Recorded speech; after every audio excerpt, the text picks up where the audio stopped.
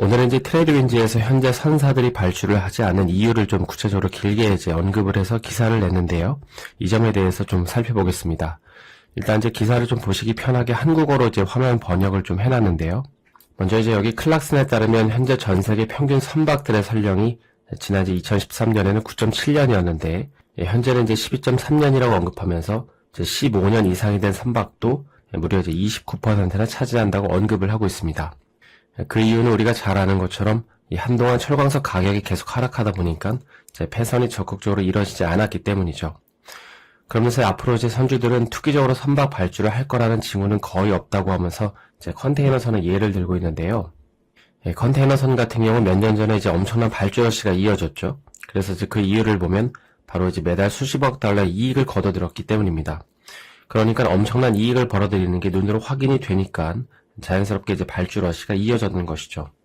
하지만 이제 현재 탱커나 벌크선 시장을 보면 이제 이익을 거둬들이고 있긴 하지만 이제 컨테이너선 시장처럼 말도 안 되는 이익이 나오고 있지 않기 때문에 클락슨은 당분간 이들 선사들이 발주를 할 계획이 없어 보인다고 전망을 하고 있습니다. 그리고 또 이제 현재 발주가 안 나오는 이유 중에 하나는 바로 이제 미래 대체 연료에 대한 불확실성이 있죠. 최근 이제 메탄올 선박 발주가 늘어나고 있긴 하지만 이건 단지 이제 방향성 측면에서 각광을 받는 거지 모두가 이제 메탄올 선박을 타겟팅했다고 단정짓기에는 약간 이제 현 시점에서는 무리가 있습니다. 그럼 이제 이렇게 발주를 안 하는데 왜 신조 선가나 선가를 보면 이렇게 떨어지지 않고 계속 상승을 하는 걸까요? 제 이 기사에서도 언급하듯이 그 이유는 바로 이제 인플레이션 때문에 원자재 비용이 상승했고 이제 인건비 역시 상승을 했기 때문입니다. 그러니까 이런 것들이 이제 선가에 반영이 되는 것이죠. 그래서 이제 현재 조선사들 같은 경우 저가 수주가 얼마나 안 좋은지를 알고 있기 때문에 이제 현재 상황을 좀 유지하려고 하는 건데요. 차라리 이제 자리가 없어서 수주를 못 받는 게 저가 수주로 많이 받는 것보다 이제 낫기 때문입니다.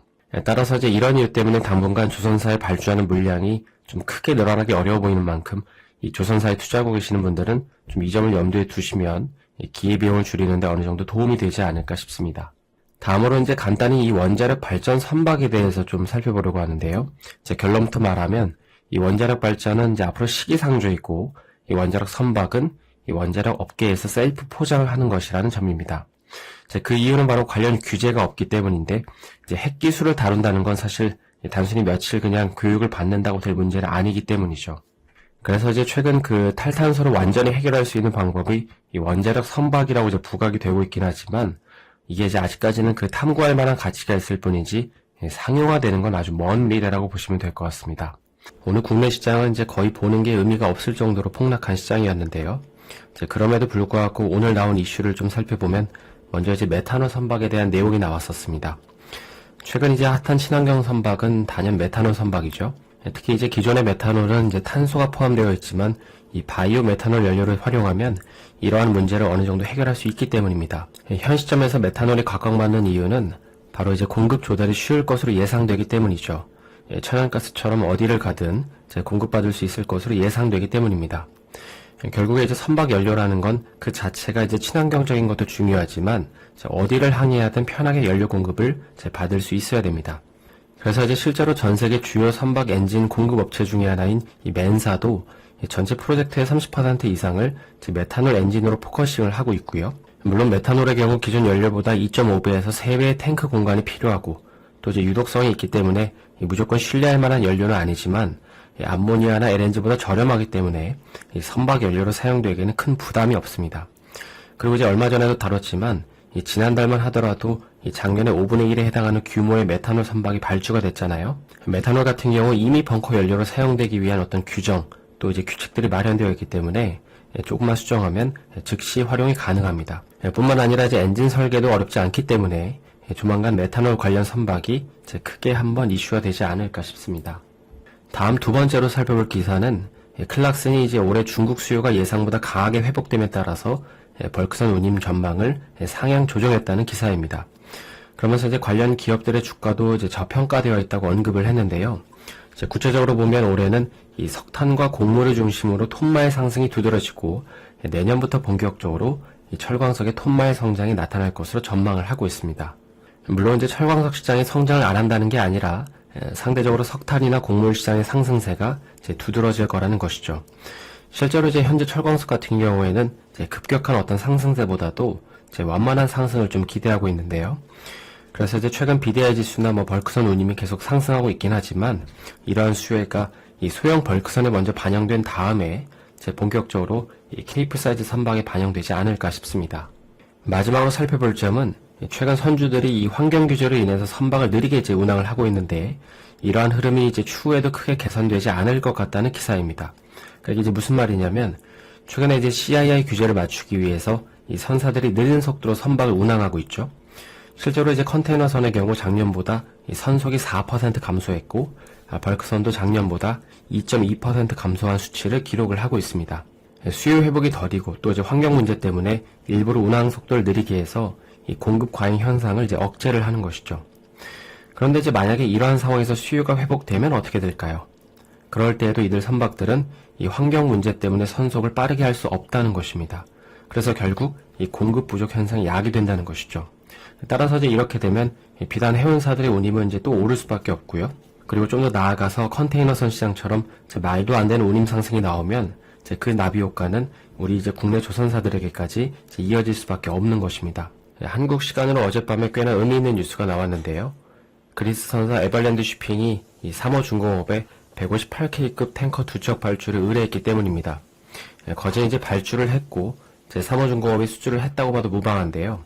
2025년 상반기 인도를 목표로 각각 8,400만 달러라고 이제 언급을 하고 있습니다. 8,400만 달러면 현재 클락슨에 나와 있는 평균 선가인 이 8,000만 달러보다도 이제 훨씬 높죠. 이게 이제 어제 조선주 상승 배경에 한 몫을 한 것 같기도 합니다.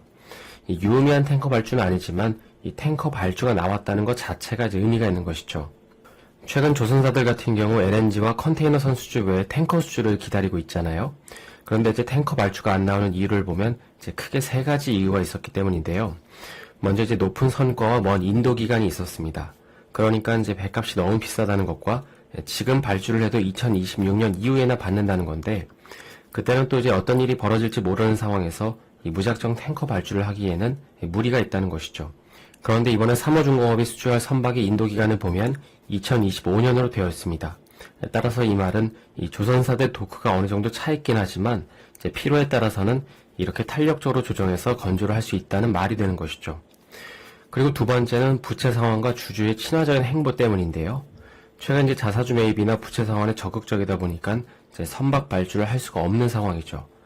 마지막은 이제 불확실한 선박 연료 때문입니다. 앞으로 이제 어떤 친환경 연료가 대세가 될지 모르는 상황에서 이제 무턱대고 발주를 서두를 수는 없다는 것입니다. 그러니까 보고 판단해도 이제 늦지 않다는 것이죠. 그래서 이제 이번 탱커 발주를 보면서 빅사이클이 돌아왔다고 이렇게 판단하기보다도 이제 한 가지 확실한 건 이 조선사들 같은 경우 조건만 맞으면 자체적으로 도크를 조율해서 건조할 수 있다는 점과 선사들 역시 기회가 되면 발주를 할 수도 있다는 것입니다. 그러니까 아예 안 한다는 건 아니죠. 따라서 이제 상황이 조금 더 개선이 되어야 되겠지만 이 조선사들이 기다리는 탱커 발주가 이제 아예 안 나오는 그런 불확실한 상황은 아닌 만큼 이제 아예 배제하지는 않아도 될 것 같습니다. 그래서 이제 이 점을 염두에 두고 이제 다음 뉴스를 보시면 원래 이제 컨테이너선으로 활용될 중국의 양지장 조선소 슬롯이 이제 탱커로 활용된다는 최근 소문이 있는데요. 이제 기사 내용을 보게 되면 이러한 소식 발표 이후에 이제 하룻밤 사이에 슬롯이 꽉 찼다고 합니다. 그러니까 이제 앞서 언급한 것처럼 지금 탱커 발주가 안 나오는 이유 중에 하나가 인도 시점이잖아요. 근데 이제 이게 앞당겨지면 그래도 발주를 할 회사들이 있을 수도 있다는 것입니다. 그러니까 전체적으로는 발주를 안 하는 분위기긴 하지만 기회가 되면 굳이 그런 기회까지 버릴 필요는 없지 않겠냐는 선사들도 있는 것이죠. 마지막으로 현재 유가를 보면 한 가지 생각나야 되는 게 있는데 작년에 이제 미국이 67불에서 72불 사이면 전략 비축률을 재매입하겠다고 한 것입니다. 지금 이제 가격대가 거기까지 내려온 것이죠. 이 70불이 깨진 건 2021년 이후 처음이라고 하죠. 그래서 우리가 이제 예측 시점을 정확하게 이제 인지할 수는 없지만 분명한 건 다시금 이제 미국은 SPR 재매입을 해야 한다는 거고 이제 그 방식은 거의 99% 탱커를 통해서 이제 그렇게 할 수밖에 없다는 것입니다. 따라서 탱커 수요는 필연적으로 더 증가할 수밖에 없다는 것이죠. 3월 17일 조선해운 시황에 대해서 살펴보겠습니다. 먼저 여러분이 멤버십에 가입하시면 이 조선해운 관련된 여러 외신 자료들을 실시간으로 볼 수 있는데요. 당장 보고 계시는 이 트레이드윈즈만 하더라도 세 달에 361달러, 그러니까 46만원입니다. 그런데 멤버십은 한 달에 3만원이니까 이러한 비용을 획기적으로 절감시킬 수 있고요. 그리고 트레이드윈즈에 더해서 블룸버그나 다른 외신 기사들도 많이 볼 수 있는 만큼 많은 분들의 관심 부탁드립니다. 일단 이제 제일 먼저 살펴볼 기사는 현 시점에서 친환경 에너지 전환에 대해서 현실적이어야 한다는 기사입니다. 그래서 이제 기사 내용을 보게 되면 결국에 풍력이나 태양광 같은 재생 에너지들이 우리 일상에 아직까지 자리를 잡지 않았기 때문에 석유나 가스는 단기간에 사라지기 어려울 거라는 건데요. 그러면서 이제 에너지는 환경적인 문제와 관련되는 게 아니라 안보와 직결된 문제이기 때문에 갑작스럽게 바꿀 수가 없다는 것입니다. 사실 이건 이제 이렇게 생각을 해보시면 좋은데요. 물론 이제 지구가 환경오염으로 인해서 파괴가 되면 안보고 뭐고 이게 무슨 문제가 있냐고 할 수 있지만 지금 이제 그런 극단적인 상황을 얘기하는 게 아니죠.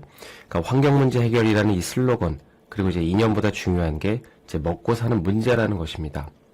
당장 내가 안전하게 살아있어서 환경도 지킬 수 있고 그런 거지, 전투기나 전쟁에서 사용되는 자원에 대한 이 효율적인 대비 없이는 이 친환경 같은 건 무용지물이라는 것입니다.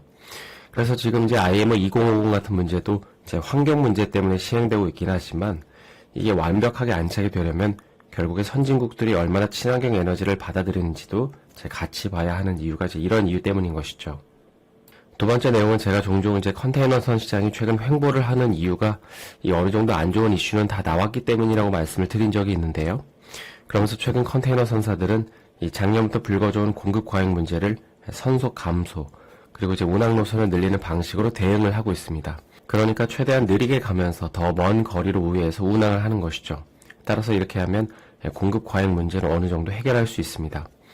그래서 이걸 이해한 상태에서 이 기사를 보시면 세계 최대 해운사인 머스크가 앞으로도 더 느린 속도로 선박을 운항하면서 또 이렇게 하면 이 벙커 소비도 줄이고 이 CII 규제 점수도 향상시킬 수 있기 때문에 이렇게 할 거라는 기사인데요.